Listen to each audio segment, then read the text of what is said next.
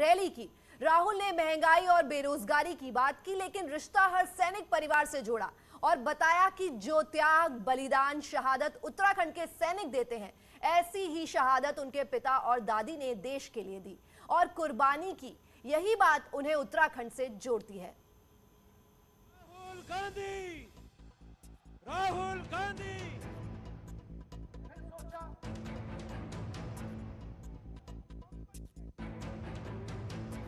राजधानी देहरादून के parade ground से कांग्रेस नेता राहुल गांधी ने करीब 26 मिनट का भाषण दिया और 13 जिलों से आए लोगों और कांग्रेस के कार्यकर्ताओं ने उन्हें ध्यान से सुना। मौका 1971 में पाकिस्तान से युद्ध में जीत के 50 साल पूरे होने का था, तो राहुल गांधी ने शहादत से सीधे अपना और उत्तराखंड का रिश्ता जोड़ दिया। राहुल गांधी ने कहा कि उनके पिता और उनकी दादी ने देश के लिए कुर्बानी दी। उत्तराखंड के कई जवान देश की सुरक्षा के लिए शहीद हो जाते हैं और ऐसे लोगों का दर्द वो बखूबी समझते हैं। कुर्बानी का रिश्ता है मेरा और आपका। जो कुर्बानी उत्तराखंड के हजारों परिवारों ने दी है, वही कुर्बानी मेरे परिवार ने दी है। राहुल गांधी ने सैनिकों और उनके परिवारों से अपने आप को जोड़ा, तो कांग्रेस नेताओं ने भी अपने नेता की बात को सच बताया। तो वहीं पूर्व सैनिकों ने भी माना कि राहुल गांधी ने जो कहा सही कहा। तो इस बात का जिक्र करके वो निश्चित रूप में हमारे रिश्तेदार बन गए हैं, उत्तराखंड के रिश्तेदार बन गए हैं, जो कि एक स्वाभाविक रिश्ता है। और मैं समझता हूं कि लोग इस स्वाभाविक रिश्ते की अहमियत को समझते हैं। भाई, स्वर्गीय इंदिरा गांधी और राजीव गांधी ने तो इस देश के लिए अपनी कुर्बानी दे दी। जिस इंदिरा गांधी पे मतलब यह है कि 32 गोलियों से उसके शरीर को छन्नी किया गया और राजीव गांधी को सभा में इस प्रकार से उनको ब्लास्ट किया, उनका एक भी हिस्सा नहीं मिला। तो ऐसे सबूत इस देश के लिए कौन मिल सकते हैं?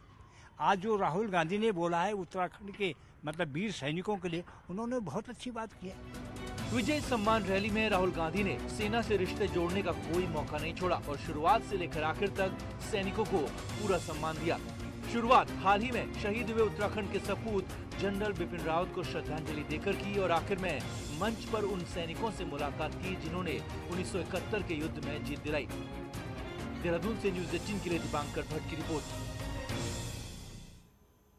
आगामी चुनाव में अब बीजेपी हर विधानसभा में 2-2 अनुभवी प्रवासी कार्यकर्ता भी तैनात करेगी।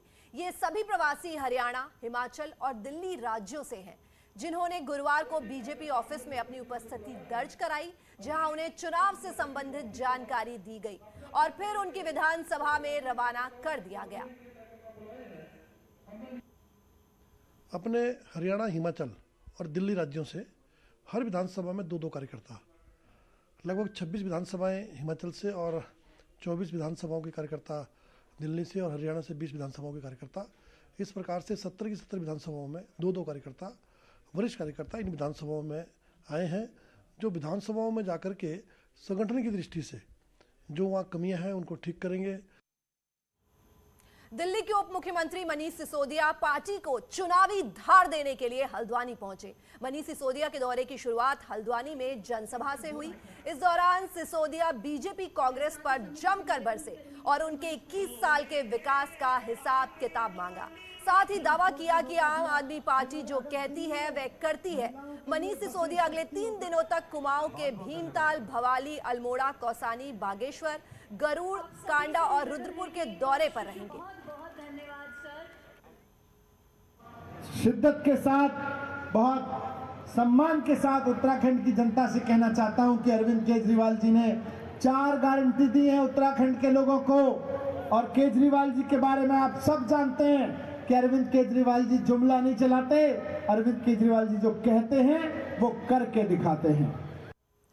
साल 2022 से साल 2023 के लिए बिजली की नई दरों के लिए टैरिफ प्लान की तैयारियां शुरू हो गई हैं। इस टैरिफ प्लान के लिए यूपीसीएल ने मौजूदा टैरिफ का 6% बढ़ाने की मांग नियामक आयोग से की है, जिस पर अब उत्तराखंड नियामक आयोग रिव्यू कर पब्लिक हियरिंग की जाएगी, जिसमें जनता के सुझाव लिए जाएंगे। वहीं आयोग का कहना है कि टैरिफ को लेकर पूरी प्रक्रिया मार्च तक हो जाएगी और 1 अप्रैल तक नया टैरिफ प्लान जारी किया जाएगा। डिपार्टमेंट से भी हमारे पास ARR 22-23 के टैरिफ के लिए और 20-21 का ट्रू अप वो आ चुका है, जिसमें UPCL ने रफली 6% का इंक्रीज़ दोनों मिला के ट्रू अप और नए टैरिफ को मिला के मांगा है। ऐसा है कि जैसे ये पिटीशन हमारी हम एक्सेप्ट कर लेते हैं तो उसके बाद हम लोग एक कैलेंडर जारी करेंगे जिसमें कि पब्लिक हियरिंग होंगी यहाँ पे भी और कुमायूं में भी, और जल्दी कोशिश करेंगे कि जो 31 मार्च की डेडलाइन है उससे पहले हम लोग 22-23 का टैरिफ डिक्लेयर कर पाएँ। उत्तरकाशी जिले में इन दिनों कड़ाके की ठंड पड़ रही है। बीते दिनों हुई बर्फबारी से यहां हर दिन तापमान गिरता जा रहा है। हालात ये है कि ठंड के कारण गंगनानी से लेकर गंगोत्री तक कई झरने और नाले जम चुके हैं, जिसकी तस्वीरें भी सामने आने लगी हैं। इस तरह के नज़ारे हर्षिल, धराली और झाला में भी दिखाई पड़ रहे हैं। ये नज़ारे पर्यटकों के लिए रोमांचकारी और बेहद खूबसूरत बन रहे हैं।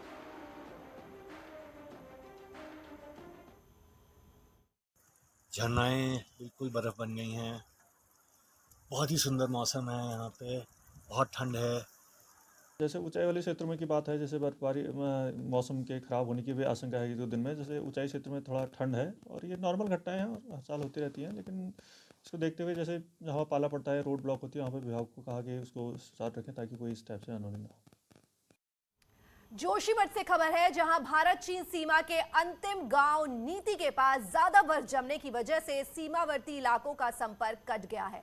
पाले और बर्फ की मोटी चादर जमने की वजह से आवाजाही बंद हो गई है। वहीं BRO के जवानों को सड़क साफ करने में काफी मशक्कत करनी पड़ रही है। गमशाली इलाके में -9 से -10 डिग्री तक तापमान गिर रहा है, जिसकी वजह से इलाके में कड़ाके की ठंड पड़ रही है।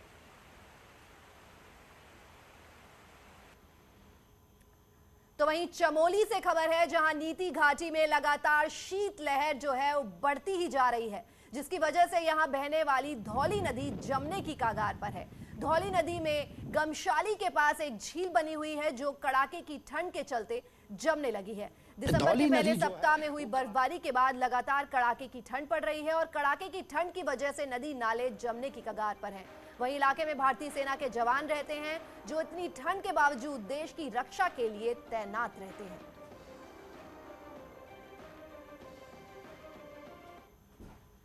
प्रदेश में इस साल ज्यादा बर्फबारी की संभावनाएं जताई जा रही हैं। वैज्ञानिकों ने अक्टूबर में ज्यादा बारिश होने की वजह से ये आशंका जताई है।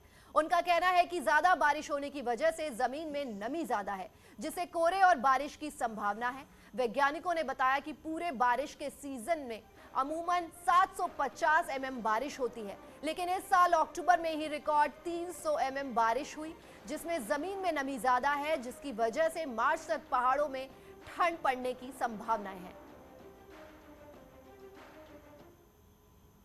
वो कारण ज़्यादा होने के हो सकते हैं।